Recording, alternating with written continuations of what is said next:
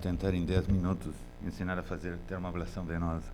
Senhora Presidente, demais integrantes da mesa, queridos colegas, antes de iniciar a minha apresentação, queria cumprimentar a Regional Rio de Janeiro, da Sociedade Brasileira de Angiologia e Cirurgia Vascular, pelos seus 60 anos, as autoridades do capítulo brasileiro da Society of Vascular Surgery,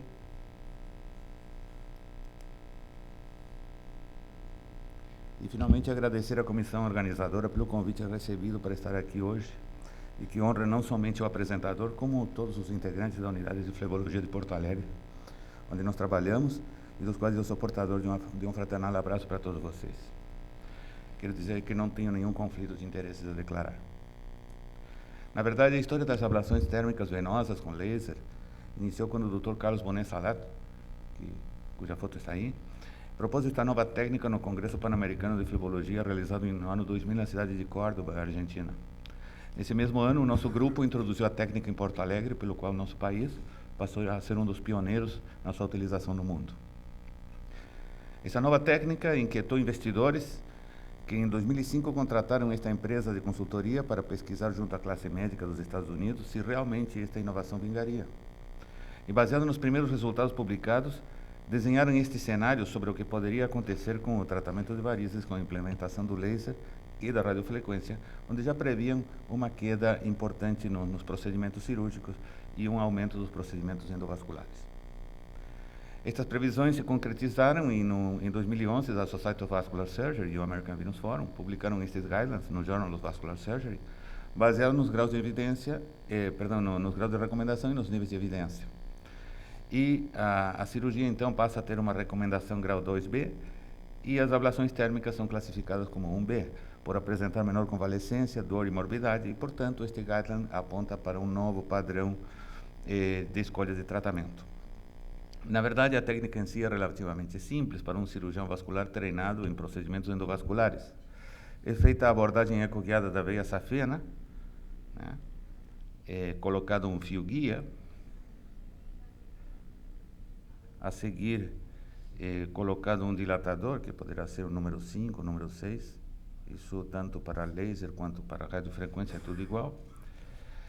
Se retira a guia e se coloca uma fibra óptica.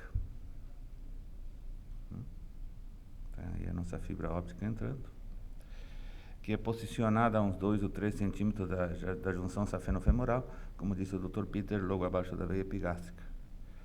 E a partir daí se faz uma anestesia tumescente e se inicia a ablação da veia.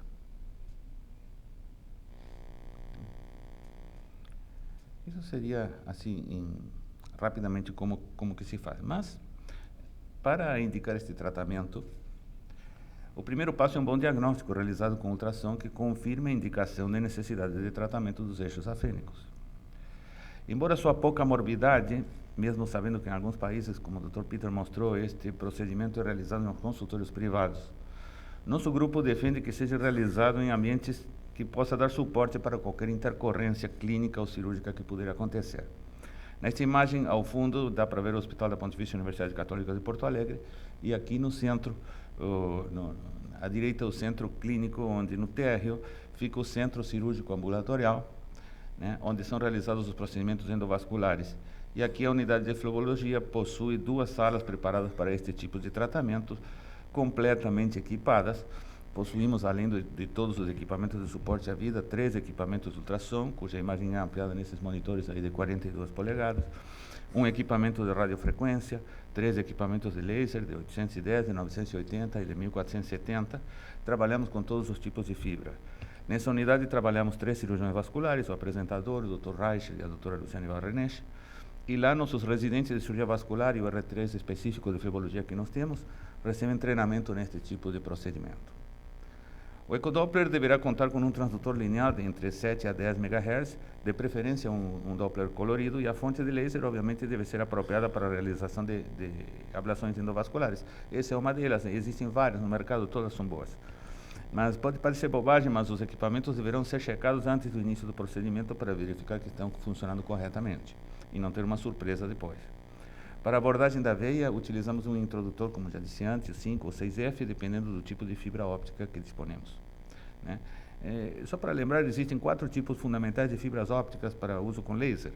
As bar tipo planas, as que têm ponta recoberta de metal, que são as jaquetadas, as tulip fiber, que possuem uma estrutura metálica visando a distribuição mais homogênea da energia, e as modernas fibras de emissão radial de 1 ou 2 anéis.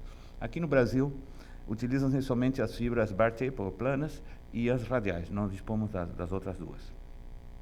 É importante lembrar que essas fibras são de uso único, como já ouvimos antes, elas sofrem degradação, né? E a Anvisa proíbe a sua reesterilização. Então, é necessário verificar a data de validade das mesmas, que deverá ser conferida. O transdutor é colocado dentro de uma bainha plástica esterilizada, daquelas que se utilizam com videocirurgia. É colocado uma pequena quantidade de gel na ponta e é fechado, né? Uma maneira muito simples de preparar o transdutor. Como interface, não utilizamos gel, que suja bastante o campo, e no seu lugar usamos uma solução aquosa, que poderá ser de iodo ou simplesmente soro fisiológico. A solução aquosa de iodo, ela desliza mais, parece meio um sabãozinho, então ajuda bastante, né? O paciente é colocado em proclive, com rotação externa da perna e o joelho fletido.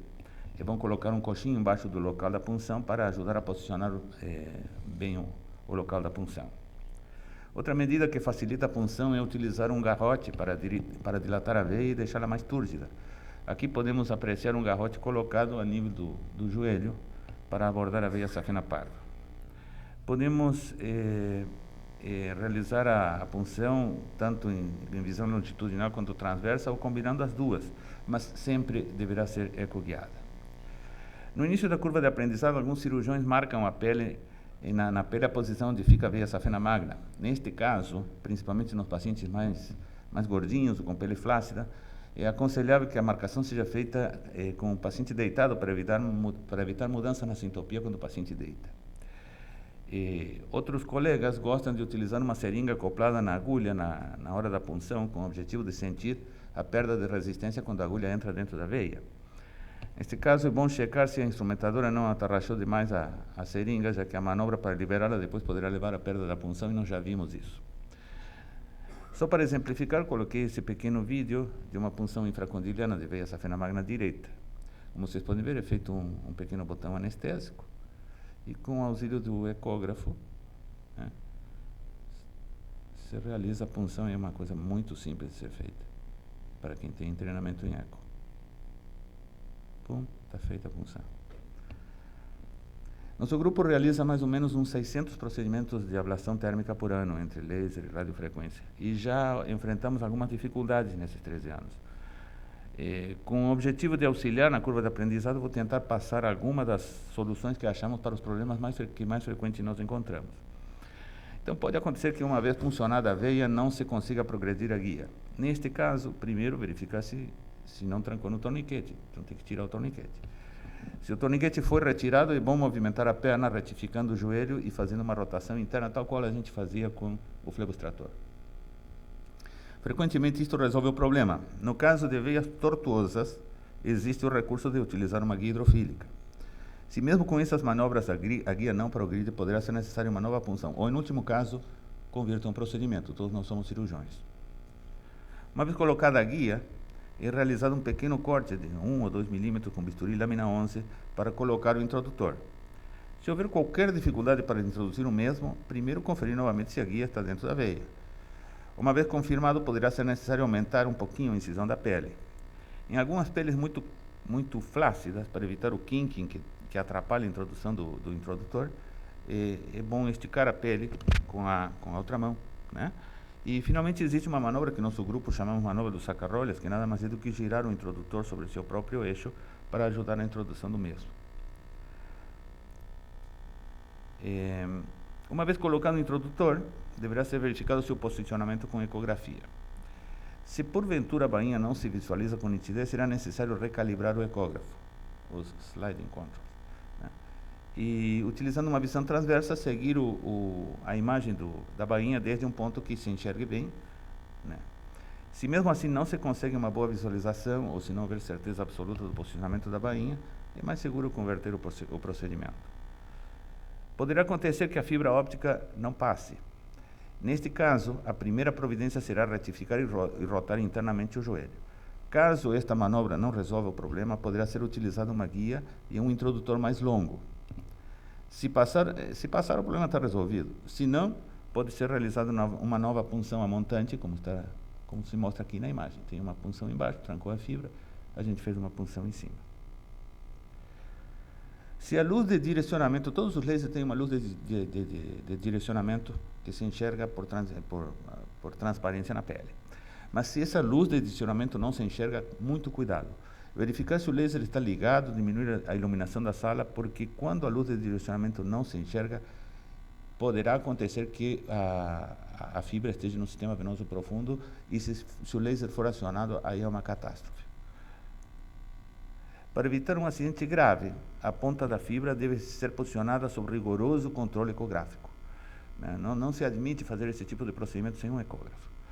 Se não existe uma boa visualização, o eco deverá ser recalibrado, a fibra seguida desde um ponto com boa visibilidade, e a manobra do leque, que é a manobra que nós utilizamos, que seria girar o transdutor sobre o seu eixo longitudinal, ajuda a visualizar a fibra nessas situações. Se apesar de todos esses esforços, vocês não conseguem enxergar a ponta da fibra, não aperte no pedal do laser ou do pedal da radiofrequência, porque vai acontecer um problema grave. Convirta o procedimento. Uma vez posicionada a fibra, principalmente nos casos onde é difícil a visualização, é prudente colocar um pequeno flag na entrada, na pele, né, para evitar a progressão cranial da mesma. A anestesia tumescente deverá ser sempre realizada sob controle ecográfico. A veia deverá ficar nadando, como vocês veem, aqui dentro da solução. Existem várias fórmulas de solução tumescente, geralmente uma utilizada é lidocaína 0,1% com ou sem vasoconstritor, sempre cuidando de não ultrapassar os 5 mg por quilo de peso, que aí temos a dose tóxica. Então chega a hora de realizar a ablação. Qual é a quantidade de energia que deverá ser utilizada? Bom, aí depende do tipo de laser, do tipo de fibra, do tipo de anestesia, enfim. Mas, em princípio, para uma ablação completa é necessária a coagulação das proteínas de toda a parede venosa. Se vocês colocam energia insuficiente, o que vão conseguir é um dano da íntima, um coágulo, e o coágulo tem uma evolução que todos nós conhecemos, ele vai se recanalizar, né? Existem modelos matemáticos para esses cálculos que mostram que no caso dos lasers de 810, 980, devem ser utilizados mais ou menos 100 joules por centímetro. Já nos comprimentos de onda maior, como o de 1470, né, que são absorvidos por água, esses cálculos matemáticos apontam para mais ou menos 30 joules por centímetro. Porém, o nosso grupo tem uma experiência interessante com, e aí vocês vão notar mais uma diferença com o colega que me precedeu, né? Nós trabalhamos também sem tumescência. E observamos, por exemplo, nessa pequena série que temos aqui, são 500 pacientes, né, que, na média, né, o matemático tem razão, mas tem pacientes que necessitaram menos do que os 30 joules, né, 20,8, então se deu energia demais.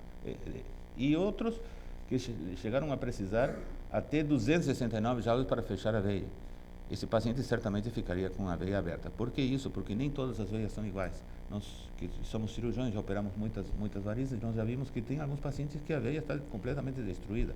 E, obviamente, essa veia vai responder de uma maneira absolutamente diferente do que uma veia com uma parede mais íntegra. Então, assim, outra coisa importante para terminar, quero mostrar uma folha de registro que nós utilizamos na unidade.